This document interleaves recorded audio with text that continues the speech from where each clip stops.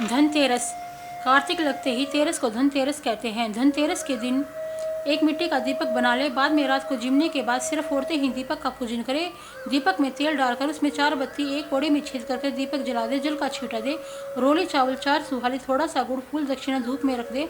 4 फेरी देकर बाद में दीपक उठाकर अपने घर के आगे रख दे। सुबह दीपक में से कौड़ी निकाल कर रख दे। यदि धनतेरस के दिन आपके घर में पुराने बर्तन हो तो उसको देकर नया बर्तन ले आए। हो सके तो चांदी का बर्तन भी मंगवाना चाहिए। धनतेरस की कथा। एक दिन भगवान विष्णु मृत्यु लोक में विचरण करने के लिए लक्ष्मी जी सहित भूमंडल पर आए।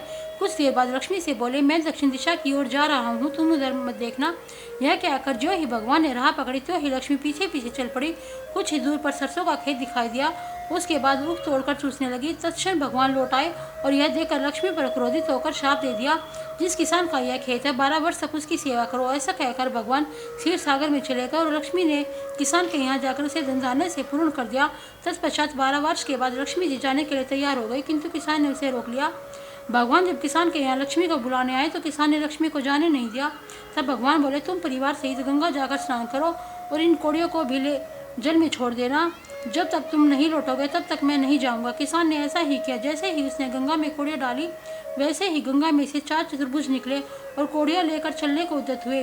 जब किसान ने ऐसा आश्चर्य देखा तो गंगा जी से पूछा, ये 4 भुजाएं किसकी थी? गंगा जी ने बताया, हे किसान, ये चारों हाथ मेरे ही थे।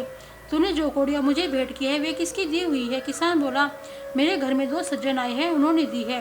गंगा जी बोली, तुम्हारे घर में जो स्त्री या पुरुष है वह भगवान विष्णु और लक्ष्मी है। तुम लक्ष्मी को न जाने देना, नहीं तो पुनः उसी भांति निर्धन हो जाओगे। यह सुनकर जब वह घर लौटा तब भगवान से बोला, मैं लक्ष्मी जी को नहीं जाने दूंगा।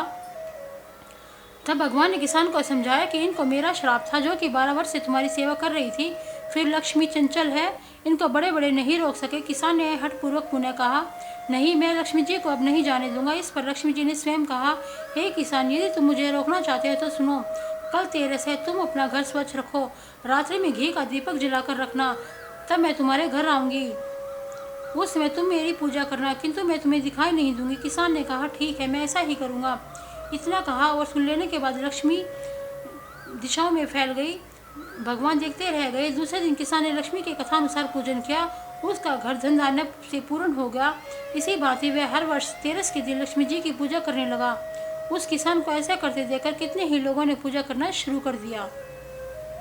यदि आपको मेरी कहानी पसंद आई हो तो मेरे चैनल को सब्सक्राइब कीजिए, और यदि आप अपनी पसंद की कोई भी कहानी मुझसे सुनना चाहते हैं तो कमेंट में लिखें।